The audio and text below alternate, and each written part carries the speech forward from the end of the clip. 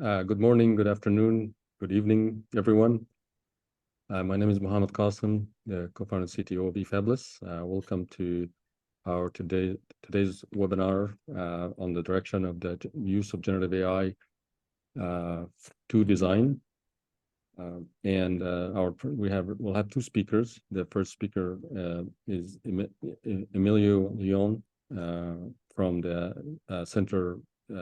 National Center for Technology in Mexico, CENDESTAV, and he had his experiences based on he got a degree in biomedical engineering from University of Guadalajara, and then he started focusing on multiple directions in the technology. One of them is generative AI and embedded FPGAs as well. And he is currently a PhD candidate at the CENDESTAV. Welcome, Emilio. Thanks, Mohammed. Thanks for the introduction. Well, let's start with this webinar, with this talk. The name of the webinar is AI by AI, Neural Network Design, Exploring AI-Driven Hardware. And well, along this talk, well, Mohammed introduced me. We will see the objective of AI by AI, the background of the project, the workflow that we follow to get that SOC capable to execute a convolutional neural network.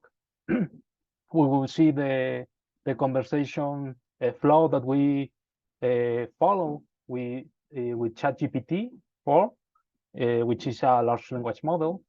And then we'll finish, I think that the last 10-15 minutes, we will try to develop a convolutional neural network for the ERNIST fashion dataset. As Mohammed mentioned, I studied the biomedical electronics engineer in the Autonomous University of Guadalajara. Then I made my Master of Science in electrical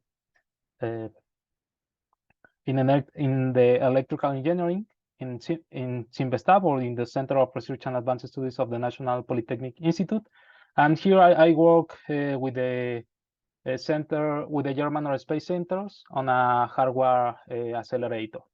Well, currently I'm a doctoral student, and my advisor is the Professor Susano Ortega.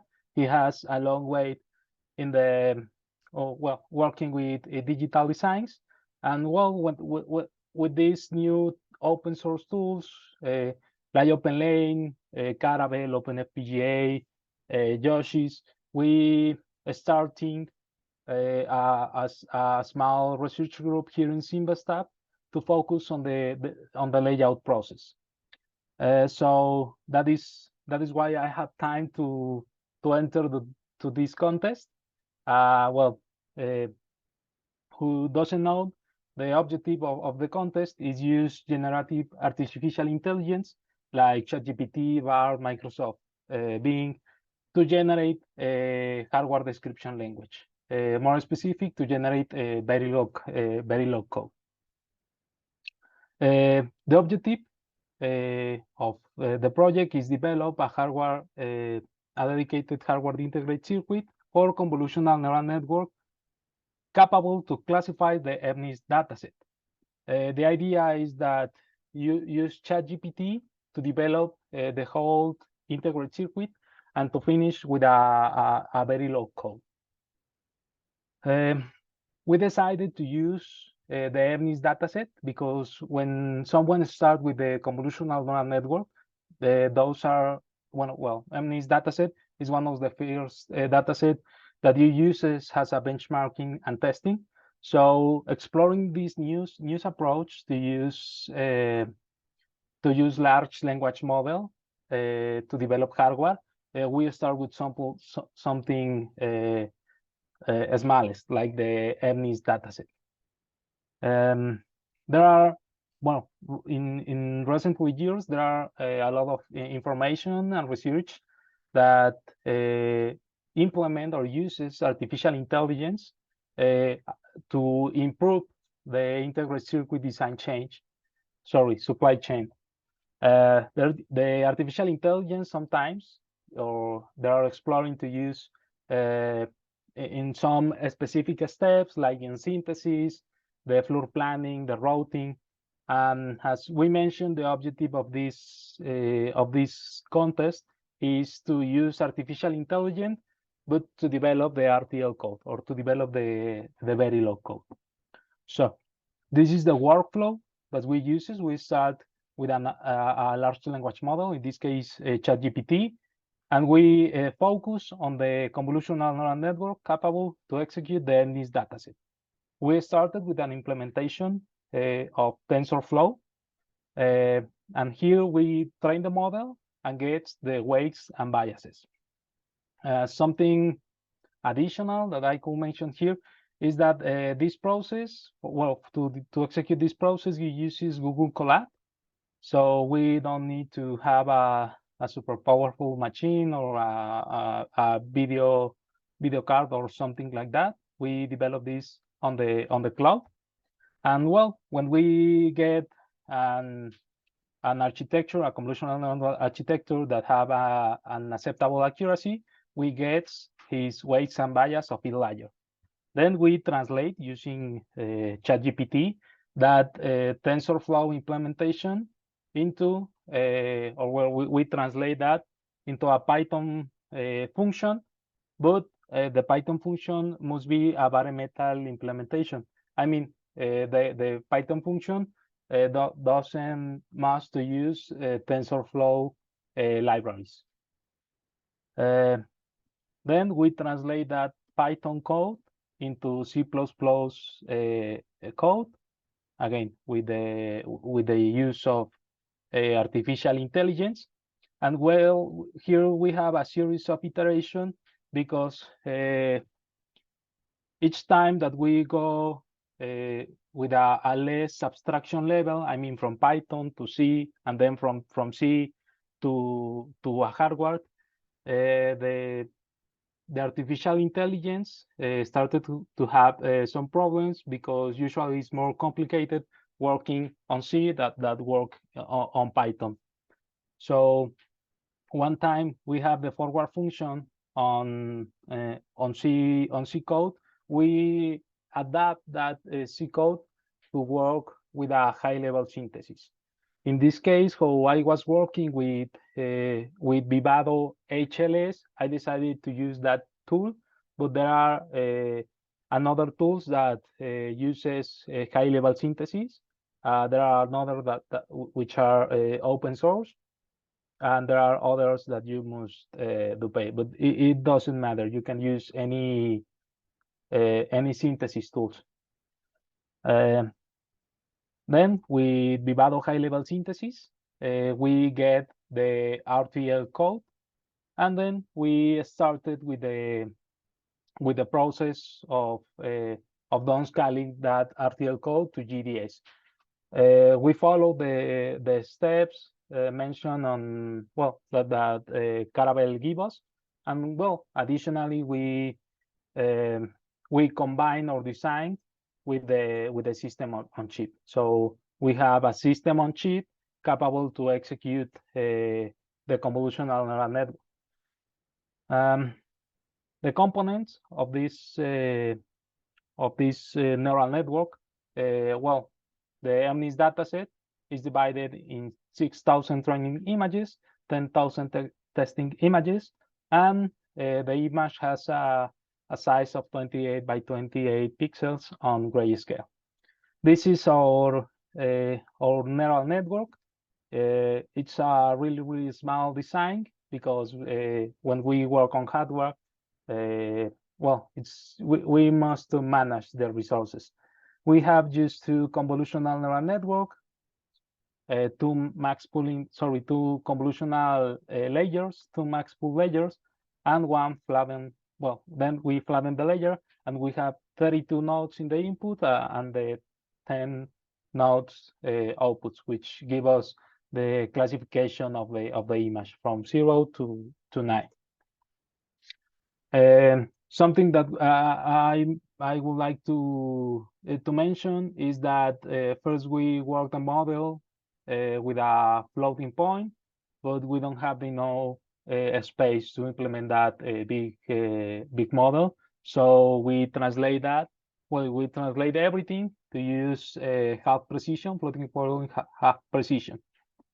With this, on TensorFlow, we get an accuracy of 99.4%. And when we make the same test on the SOC, we get an accuracy of 98%. This difference in the accuracy is because the floating, well, the function that calculate the operation of the half precision floating points have a difference in the round section. That is why we have a less accuracy. Let's check the conversation flow of that we have with the machine, with the artificial intelligence. So we start with an initial prompt, and if we have the code of the design that we want on a higher level, the best idea is provide him. For example, if we want we want to generate the function of in C, the best idea is provide the function on Python, and this will give us a more accuracy answer by the AI. If the answer of the machine learning of the artificial intelligence is something that we expect, we continue with the simulation. But if is something totally different, or we know this at fit look that something is wrong, the best idea is generate a new prompt. If the simulation doesn't work, we continue with a new prompt, but we need to be careful with this. Sometimes when the artificial intelligence enters on a loop, always gives us the same answer with the same mistakes. So my recommendation is that if we have the same answer more than 4 times, the best idea is create a new chat. If it's our first or second iteration, we could provide, if it's an error of synthesis or an error of compiling, we could provide the error message, or use a simple feedback, or a feedback with a more explanation, like I have an error in this variable, or an explanation with the correct answer, like I have an error in this variable. You are using a integer, but the variable must be a floating data type. So correct that for the rest of the code. So if the simulation works, we continue with a new prompt, or we finish our implementation. If we finish, well, if we don't have more question, or we translate all the function, we can finish that conversation with the AI. This is how we match the IP generated in high-level synthesis with Caravel.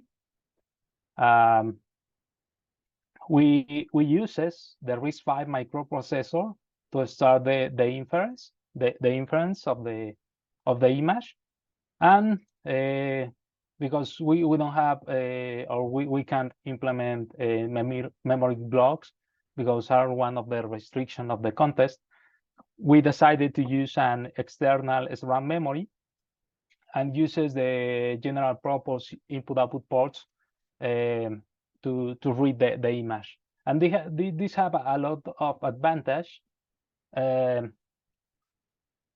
because we can add another system to this memory, like a camera or something like that, that take a screenshot and save the screenshot or the image in the RAM memory, and then we can read that RAM memory with our hardware accelerator. The answer, well, when the IP finish to the inference of the image, will rise the signal up down, and will give us the answer of the inference with this signal, with the return signal. So if it's a 0, we will see the number 0 here. If it's a 9, we will see the number 9 here. This is one example, one test bench of the whole SOC, and how the RISC-V microprocessor manage when the IP start and read the data when the inference down. We write that on C. So here in these lines of code, we can see the reset when we arise the reset signal, and when we down, which is this part, when we up the reset signal and we down, and then we start the inference again, up and down, which is this signal, up start. After here, the convolutional neural network, or the IP, will start to inference the image that has the RAM memory. For this, in this case, in this example, is the number 2. And when finish, rise the signal up down, and then we read the result. If we check the return signal, we have the number 2. We made the same for different images. The number 1, number 0, 4. Well, this is again number 1, but if we look the image, it's different. So as a result, we get, I don't have a picture of the whole SOC, but well, when we finish the hardening the convolutional neural network, we get a GDS2 file, which was then introduced to Caravel. This is the user project wrapper, and was matched to the management area. This is the GDS2 file. This is a view of the same system, but without names, to check or to see all of those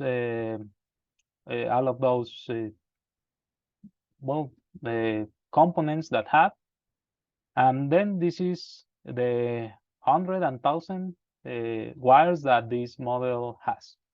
The main problem, or the main restriction that we have, was the use of memory. All the weights and biases were saved as a flip-flops, so that take a lot of space.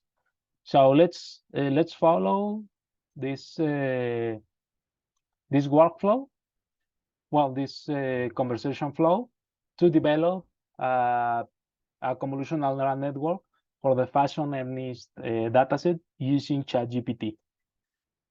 So this will be the workflow that we follow. We just change the first prompt that we uses. So let's start with that. So we start with develop a convolutional neural network for the fashion dataset using TensorFlow, and Google Colab. I think that is the name.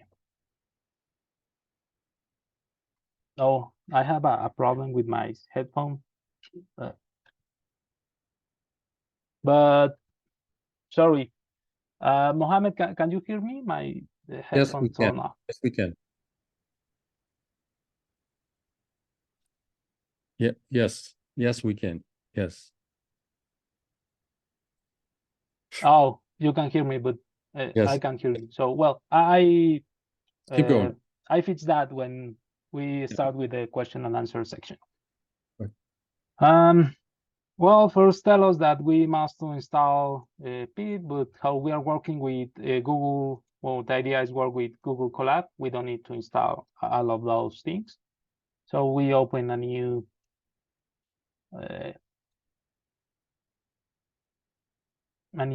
section here.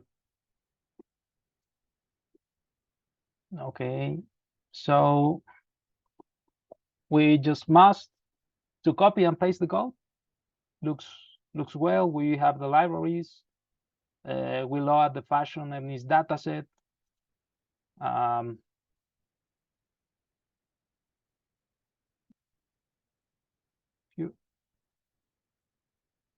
Then here we work on values from 0 to 1, and well, this is our convolutional neural network. Then we get a summary of that model, and we fit the model using 10 epochs. So let's check if this code works. If we will have, well, before, let's change the let's use some GPUs from Google.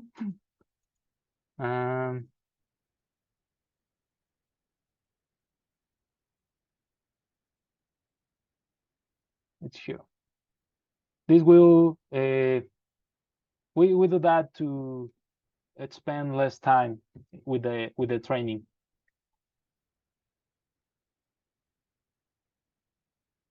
So the artificial intelligence payload with this code, we load the fashion name is dataset, which is this section. Then we build a simple convolutional neural network, which is this. And we compile the model with a Adam optimization. Let's check if it's working. We have, this is the, here we download the fashion dataset. Then this is the summary of our model. We have 2 convolutional layers, and we have 2 dense layers. And here we are training the model. Now we have an accuracy of 19%, which looks good. But well, something that you must be to change manually is this layer, okay? Because usually the AI give us a biggest, a bigger convolutional neural network. So that will be difficult to implement on hardware, or you will use a lot of space if we talk to an implementation on silicon. But you can follow, the advantage of this workflow is that you can follow the same step and try to implement that on a FPGA. Or if you want a chip, well, you can apply to the chipIgnite shuttle using Caravel. So let's check if the training finished. Yes, it finished. We have well, an accuracy of more than 19%. Oh, I put that. It started to training again. Well, let's make a new prompt and mention that we want to test the the model for a specific image.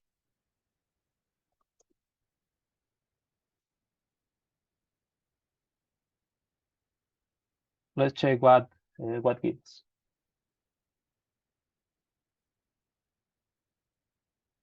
You, sorry.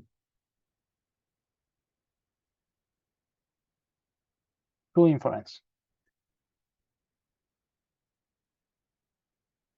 Develop a function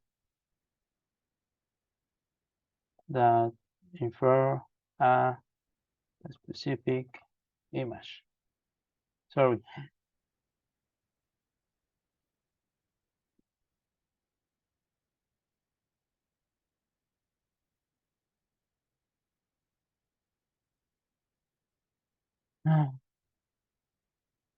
Here, what do we have?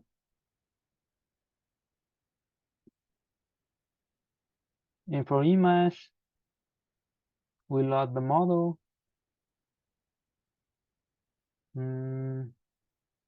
Let's create another prompt that could be uses the testing set, because here is used for the training set. I want to get the accuracy using the test set.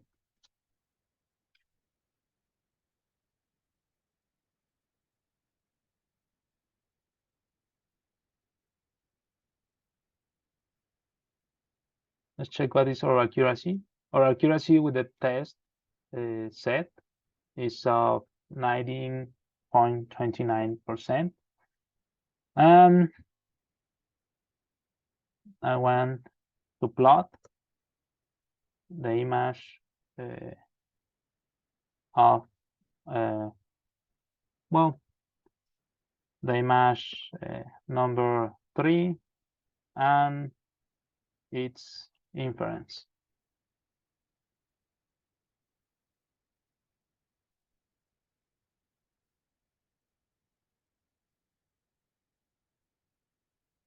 This will be useful when we go to Python to see the image. So here we must to add the NumPy library of it's here. I forgot copy it.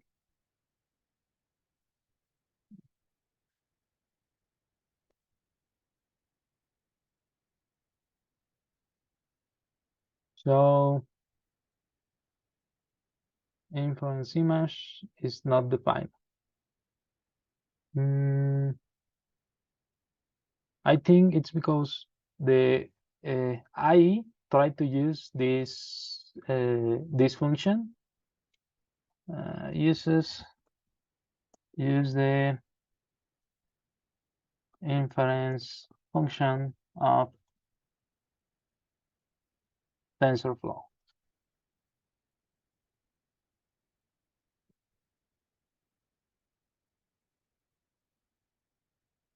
Let's check if this works.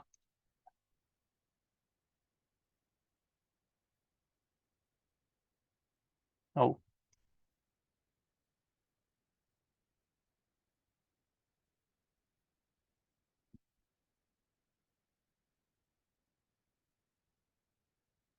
Now let's try it with another image, the number 0.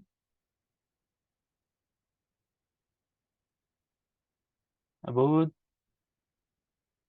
has a classification number 9. So let's start now with we have, I think, 5 minutes with the Python implementation. And I think the key word here is bare metal. Bare metal. I think that is the key. We can copy this summary of our neural network and use the same chat. Develop the forward function, because if you develop a convolutional neural network in bare metal, the artificial intelligence will understand that it must to implement the backward function, which is when we get the weights and bias, and that is well, it's a difficult or a long mathematical process. So that is why we use TensorFlow. One time we have the weights and bias, we just execute the forward function, which are just convolutions, and cut the edge of the image. Well, cut the image using the max pool layers. So I'll develop the forward function for the convolutional neural network with a Python bare metal implementation, and we provided the summary of the neural network.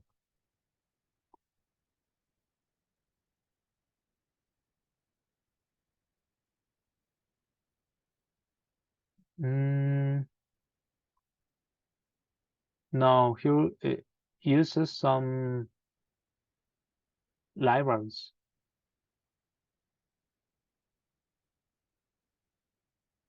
Right. The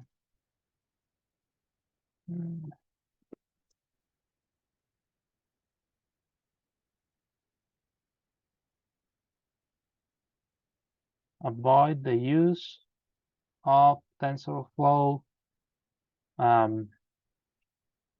Yeah, all the same TensorFlow functions. Yeah, that is something that we expected. Have the function of the convolution, the function of the max pooling, and well, let's check if this works.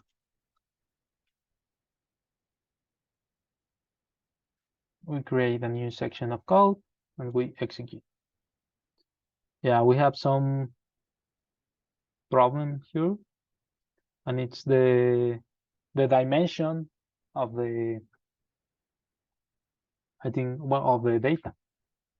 So we don't have more time, but the idea is follow this conversation flow and this workflow. One time we get the Python code, we must, or we try to translate it to C++ code.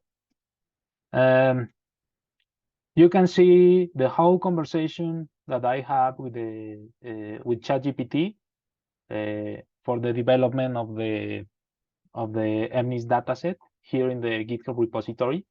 If you go to the folder AI generation information, here you can find all the conversation. Okay, so the first conversation was about TensorFlow. You can go the convolutional neural network with TensorFlow. Here is the Python code that I uses, and here is the conversation that I have with the assistant.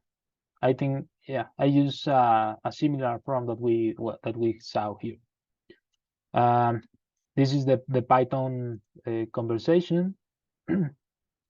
I give this time, I don't give the summary, I give the whole model, and it give me the answer. Then I translate that Python code into C++ code, and well, here I have more attempts, but those two were the most significant. The first try give me some important feedback and function, but at the end of this flow, I received the same wrong answer more than 4 times. That is why I opened the new chat, and this give me an accuracy code to develop the forward function on C. And finally, I match that, or I adapt that C++ code to work with the high-level synthesis of Vivado. But the idea is to match this C++ code with any high-level synthesis tools that you want to use. So this is everything. Well, I know that there are some question and answer section. So would give me a second to fix my, the headphones.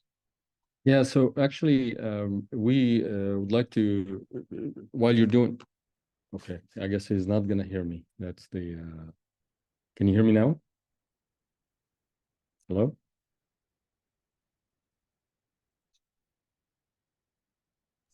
So I think we can operate on the go-ahead basis and see if he gets it figured out. go ahead. Yes. So right now, our second speaker is Andy Wright from eFabless. He's going to be talking about an example for generating peripherals for the Caravel. And what I'd like to do is that if you can share, let me just share the screen quickly. So we have a competition that is open now. It's the third AI generated open source silicon, and it is called Float the Boat. So Caravel being a ship and a name for a ship or a meaning for a ship. So we're requesting in a different theme here to develop peripherals for Caravel using generative AI. And this is active, and the deadline is November 6th. Okay, so I'll give the screen to Andy and go from there. And then we'll hold the questions for all after Andy finishes. Thank you. Hey, folks, so first of all, confirm you can see my screen. I can. Okay, blank GPT window, yeah. Okay, so first off, I start with thank you for Emilio. I think that was fantastic. And this is aimed at a person starting off, but I've got a couple of kind of teaser points in here for people who are a little bit further along. And the first point that Emilio mentioned, and I can't emphasize this enough, is you probably want to just start. If you haven't tried this, and you're wondering what do I need to do to get over the hurdle, I would suggest opening up your browser, be that Bing or Google or something else, typing in the word Bard or OpenAI, open the website, log in, or as not in Bard's case, and just start typing. The barrier to entry is incredibly low, and it's worth getting engaged. And second point is that virtually all engineering efforts are based on a concept called PDCA, kind of derived as an extension of the scientific method. And PDCA was originally put together by two guys, Shewhart and later Deming, in the early 20th century. And the main point here is not to expect to have a plan and get it executed to a perfect result, but to have a plan, expect the tool to do some execution, and expect to iterate, but be able to do that iteration faster than you would otherwise have been able to do it. And the key point here is not to expect perfection in the first try. Part of the reason for this, and me wanting to make the point, is that the AIs that are currently available today are not nearly as well trained on Verilog development as they are trained on high-level software or high-level language development. So there's a high probability that if you implement a top-level function in Python, for example, you're going to get a very good result because there's a lot of training data and there's been a lot of work done in that space. In the Verilog space, there's been much less training done and there's much less training material. And so getting the AIs to the point, the LLMs to the point where they produce first-time success has not happened yet. I don't expect that to happen in the very near future. I do expect it over the near-term years, but I don't expect it in the next iteration, for example, of ChatGPT or any of the other incumbent AIs. So my point is expect to be able to iterate and iterate fast, and the iteration cycle time more than the probability of success is going to determine how long it takes you to solve a problem. So iterate, do a lot of those iterations quickly. Second point with context length is you need to make sure that for each of those iterations, the thing you put in plus the thing you get out is expected to be less than the context length of the model. And in the case of the ChatGPT 3.5 and GPT-4 models, the biggest GPT-4 model context that's publicly available is 8K, unless you're on Azure AI. If you're on Azure AI, you can get a 32K context model. That will help a lot if you're trying to do large block development. So if you're trying to do complex RTL development, having the Azure AI be your platform for LLM to RTL will be very, very valuable. If you're trying to do small AI or small block development, you can do that inside of the 4 and 8K contexts that are publicly available on most of the open source AIs. Okay, all that said, I'm going to start off at the beginning. And the first step that I go through when I'm trying to engage with the AI is to set some kind of a role for the AI. And so I have usually set a role with a piece of text that says something like, you're an expert chip designer working on RTL for a new microcontroller peripheral block, because that's what I spend my time working on every day. And you're tasked with defining and implementing a block with the following features. Now, that's not to say that I'm an expert RTL designer. That's just to say that that is the prompt that I give to the AI, because I want it to think that it's an expert peripheral designer. Okay. I then try to give it a basic definition of the block that I would like it to build. And in this case, I'm going to use a kind of an extension of the example that I used the last time we did this presentation. The last time we used an up-down counter, and we used an up-down counter with a set of capabilities. It's telling me what kind of blocks it can develop. This time around, I'm going to give it a, it's still going. It's giving me the whole plan here. So it understands the flow. I'm going to give it some requirements, and I'm going to ask it some questions. So the first set of requirements I'm going to give it is on this window over here, and I'm copying directly from the text I have in another window.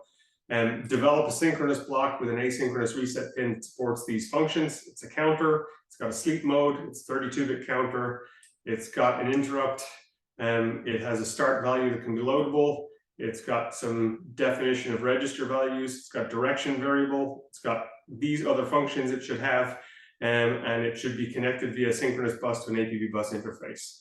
Then I ask at the end of that prompt set, do you think there may be missing requirements? Now, part of the reason for doing this is because I am trying to force the AI to interact with me in a manner that causes PDCA cycles and improves the data set. Okay?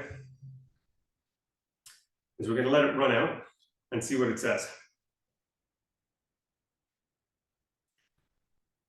And just as an FYI, I've run this example exactly once, and it was in the 15 minutes while Emilio was presenting during the meeting. So it's not that I have weeks of experience in trying to develop this block. Okay, so I'm trying to get the tool to help me define the block and understand what we should do. It's got some answers that make sense here, and I'm going to try to answer them one at a time. So the first answer is reset should be start value or fixed value. Okay, so reset.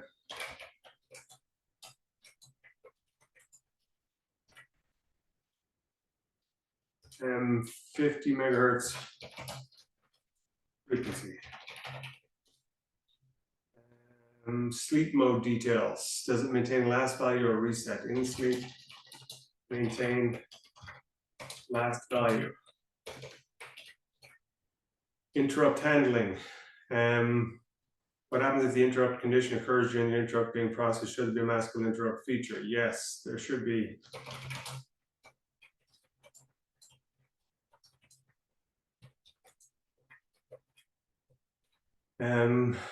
Beyond that, operation register details. Now it's, of course, trying to get the rest of the requirements in place.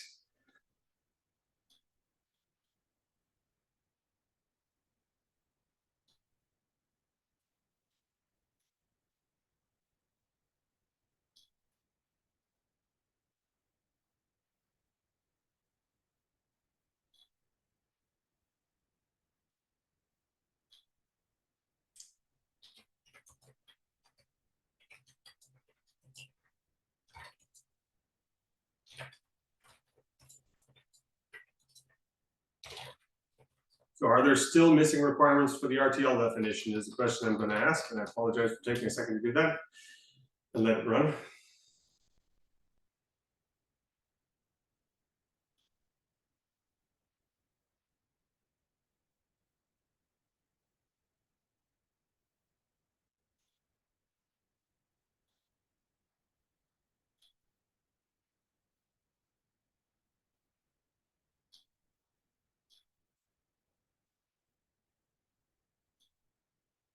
Okay, please define the pin interface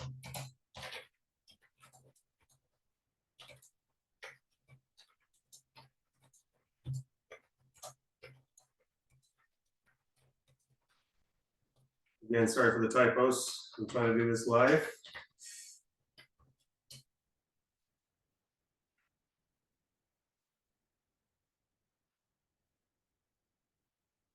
I'm going to try to go through this in about 3 or 4 more minutes, and I apologize for that for the guys who are running the show.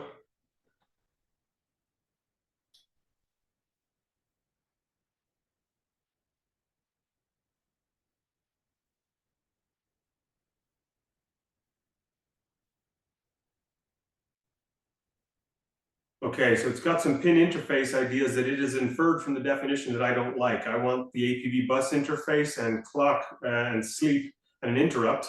And I do not want to have the data and configuration pins be pins. I'd like them to be part of the register space. So I'm going to ask it to move the data and configuration information from pins to register space.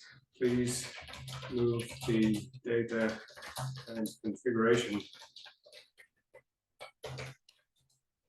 pins to registers controlled over the ATB interface and code the block.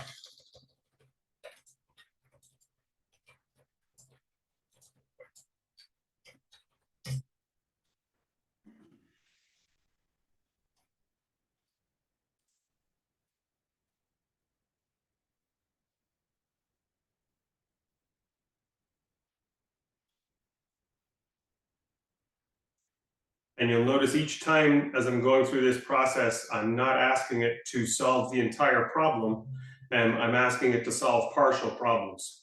And I'm doing that much in the way that you'd work through a problem with somebody who had just come into the job or somebody who was, a year or two into the job. I'm doing that very intentionally to try to maintain the context length that's something that the tool is able to follow. And because if I make the context the entire code base, and then I start working with modifications on the code base, the combination of the input and the output will get large very quickly, and I'll run out of ability to do this solution. And so my question, it's done a first version of the coding. And so I'm going to ask what features are not yet implemented.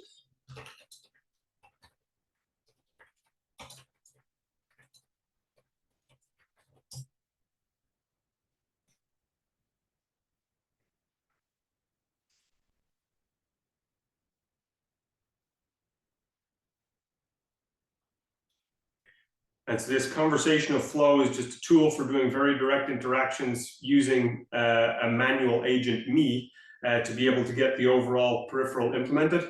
You'll see that the process is a lot longer and more involved than the process associated with the high-level language implementation of the CNN that Emilio was doing. And that's because I'm trying to get it to code a peripheral from scratch using RTL. If I picked a high-level language, and started coding in high-level language, C or any other HLS synthesis language target, I could probably get a much more complete peripheral very quickly. But because I've picked Verilog as a target language, it's implementing a little piece at a time. Now, the key to getting the rest of this done, and I'll get it in a minute, is literally to step through asking it to implement one of these features at a time. And then as you go through the feature set, you implement 1 or 2 of the features and you ask it what's still not implemented, and you continue through that iterative process until you get to the point where it thinks it's feature complete. And then you ask it, does it see anything wrong with the RTL? And if it says no, you get to the point where you have a version of the RTL you try to copy into a simulator and begin to do simulation work on. That's the process. It's simple, it's iterative, and it results in code that is disturbingly complete for a very low effort from the designer. And so I will step away from it there. As you can see, it's reasonable context. Andy, could I ask you please to share the link for the chat, this chat here? Absolutely. Yeah, give me 1 second. Where's the share button on this guy? On the right, top right. Yeah. Right. Yeah, right here. Thank you very much, Andy. And now we'll open to the questions, and there are questions in the Q&A session, in the Q&A section. So I'm gonna read them one by one really quickly. And then, so the first question, by the way, Emilio, you're good? You can hear me? And you can talk? Yes, but okay. Sorry for that. So, no problem. So when you talk about open road GUI with nits and without nits, do you mean with and without interconnects, wires between the logic cells? let me share my screen. Well, the Open Road GUI is just a part of, in this case, of Open Road, which is used by OpenLane, and then OpenLane is used by Caravel to generate the GDAs to file. It's So the used question here is that the views here between the one and two on the right is the difference just to interconnect. Well, the different, well, let me, between the middle one and the right one, what's the difference in the view? in one, well, in the picture that we have the nets, when you use the Open Road GUI, you can choose what layer you can see, and we use the view that choose that well, yeah, that you can see the nets or the wires between the different logic So cells. it is the wires. Yep. Yeah, Sure. and yeah. Thank you. I like to talk a lot, so thanks. No, it's great. Just thank you. Just I wanted to make sure that the question was clear.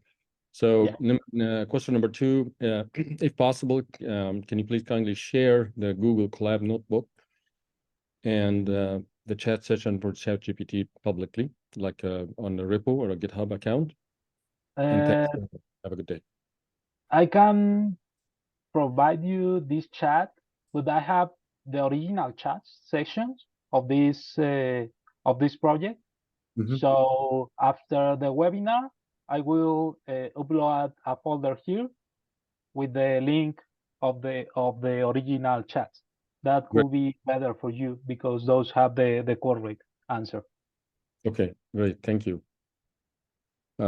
Next question is that have you considered using Python-based HDL or hardware construction language such as PyMTL or PyRTL? No, I'm not familiar with those languages. How I was familiar with high-level synthesis, I decided to take that way. But that is a really interesting, interesting workflow. Just remember that to use Caravel, you need to have a Verilog file. Well, in order today, in this world, in order to get to synthesized gates, you need to get through the Verilog bottleneck in general, mostly. Okay, thank you. And next question is, how is a digital design created? Well, the RTL, the Verilog code was created by high-level synthesis, and the chip was created using or following the Caravel workflow. Okay. Next question is that, and it's a little from so you showed the conversation flow graph, which mentioned that you gave at most 4 attempts at working response from the LLM. Were there prompts or questions that you gave and it didn't understand that you had to give up on? Well, I have a lot of failed chats, but I just submit the most important, and the only that I have a fail would give me a good feedback was when I tried to generate the C++ code, and I translate the Python code and give me a good answer, but then I try to write this this C code that provide me at the beginning using half precision floating point, and at the end of this chat I received the same wrong answer that have problem with the compilation, and then I need to write how to create a new chat. Okay, thank you. Next question is for the third generation, for the third generative AI contest. Can you generate hardware accelerators, waveform generators, or compilers for the heterogeneous SoC? For the third, can you generate hardware accelerators, waveform generators, or compilers of the heterogeneous SOC. So the objective is to get to silicon. I'm going to take that question. To get to silicon through the outcome of the work needs to be represented within the Caravel and the chipIgnite platform to be valid for the competition, so that it can be manufactured. So if the hardware accelerate, yes, hardware accelerators are possible. The waveform generators, I think it's an interesting twist on it. So I would say yes, but it's not necessarily, it's not a peripheral, but it is something that of use that doesn't exist, at least today, to my knowledge, in the open source world. Now on the compiler for the heterogeneous SOC, that's basically a flow, right? So the contest doesn't have the objective of generating flows, except if they use that flow to generate the outcome to go to chipIgnite.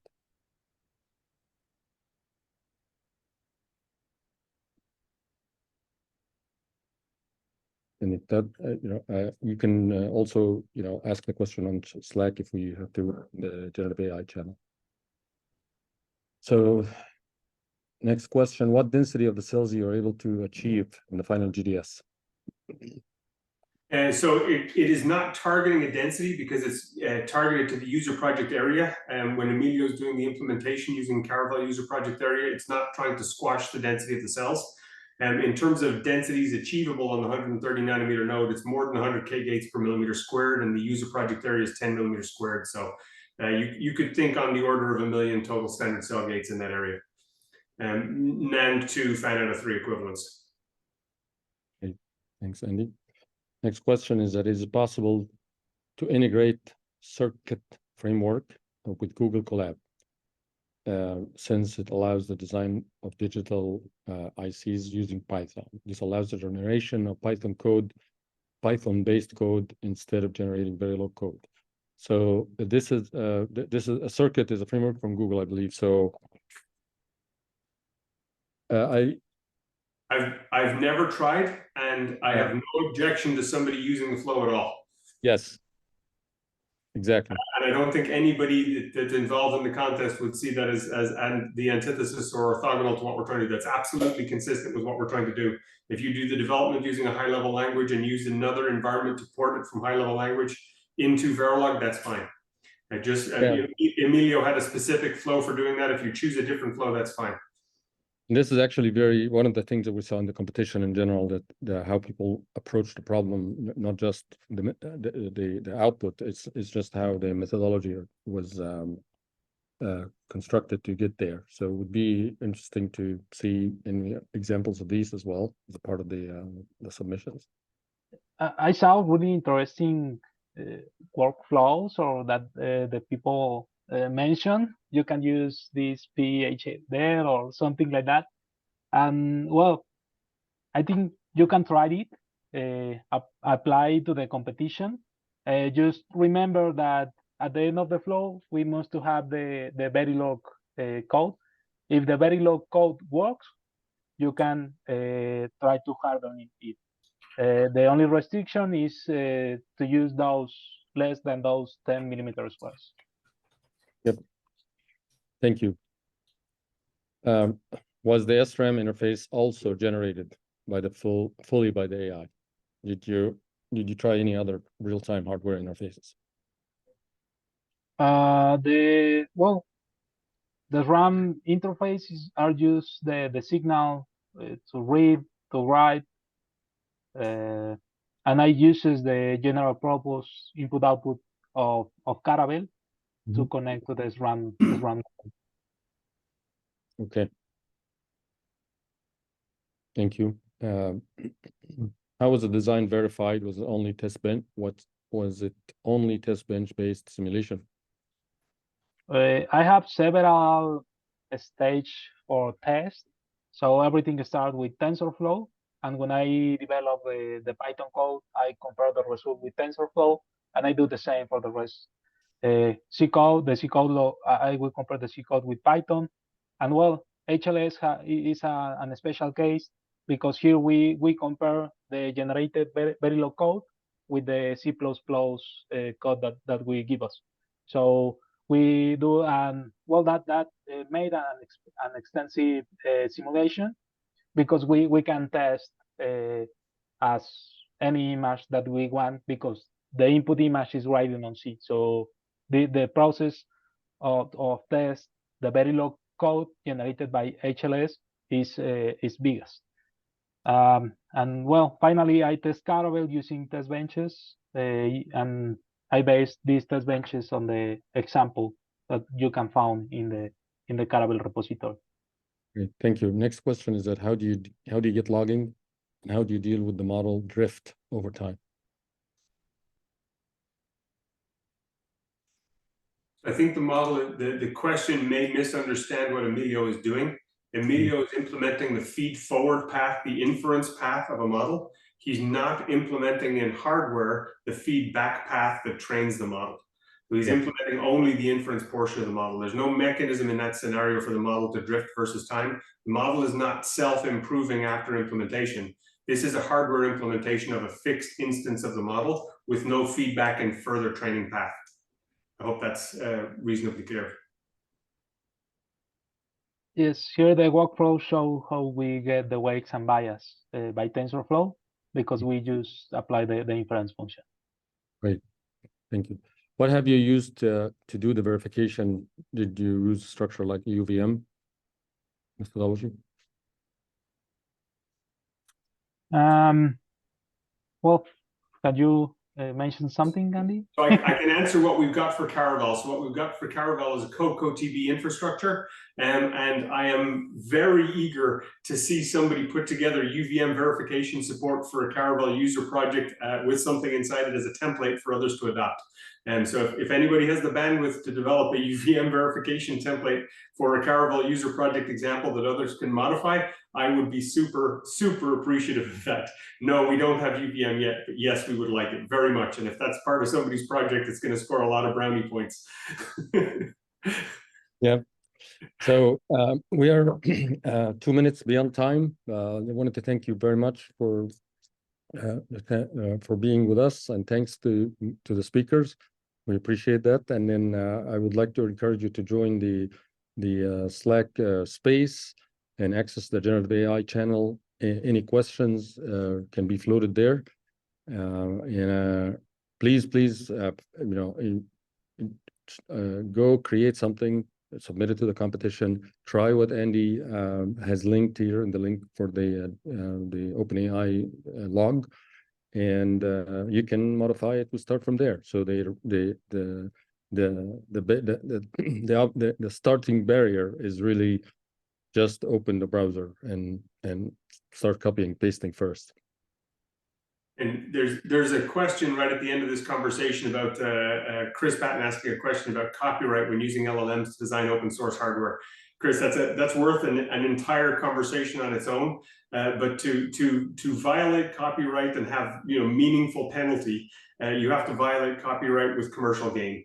And so if you're violating copyright for the purposes of research, you're using something you've seen to try to study or learn more, and you're not intending to gain from that learning at all, there's no penalty. Right? If you are violating copyright, you're publishing it, you're getting commercial gain, or you're providing that to others for commercial gain, then you can definitely step into hot water. And so there's a big difference between us all learning how to do RTL development using things that exist in the open source, and somebody developing a commercial chip using these open source tools that are being developed right now. And I think at some transition point between today and the commercial chip world, somebody's going to have to train a well-trained closed AI. We're not there yet. Yep. Thank you. So the next question: what is the interface bus for Caravel SoC peripherals? Yep. And what will control these peripherals, the management core or the user project? I couldn't understand from the Caravel doc.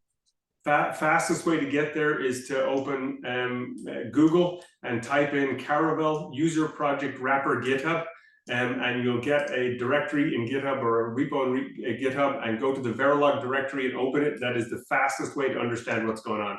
And there are basically 3 interfaces in the current implementation of Caravel. there's a digital bus interface, there's a pin interface at the outside boundary of the chip, and then there's a logic analyzer interface. And those are the three interfaces that you have available to you to use for design.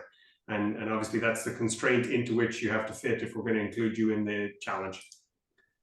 Great, thank you. Something to help me was check the test bench that Caravel provides because use different interfaces, so you can experiment with it. And so you used the example CocoaTB test bench to try to see what was there? Okay. Okay, so the last question here, and it's more, it's a little like a little longer. So in the AI by AI flow, engaging with C++ and using the HLS is good, but what about the C++ specific superset, the system C from the IEEE standard, ready to synthesize them in most of the structures of construction and constructors and the hardware methodology. So basically, the C++ versus the standard. The benefit of going for C++ or HLS as an initial target for interaction with the AI is the larger training base for the model. And so Emilio has a higher probability of getting success today using a higher level language that has a bigger training base than he does using a language that was intentionally targeted specifically at hardware developers and has a very limited training code base included in the training for both BARD and OpenAI. So the reason he gets the best results, and everybody gets the best results starting at the highest level language, is because there's more training there. And so, yes, it will be advantageous to target lower level languages after there's something well trained on them. But right now, outside of a very small number of corporate environments in the world, like maybe 5 to 10 total companies in the world, there isn't a big enough Verilog training base or a big enough System C training base for somebody to drive and get a very well-trained model. And we have not been able yet, although we will work on it, to convince a large group of people to pool their System C or their Verilog and allow everybody to use the model in the public. And we're going to continue to try. Great. Well, thank you so much, everyone. And we're going to post the reporting on the channel. I answered all the questions. And looking forward to posting you with the next webinar. Stay tuned and take care. Thank you very much. See you. Thank you again, Emilio. Thank you, Emilio. Thank you too. Have a good day, everyone.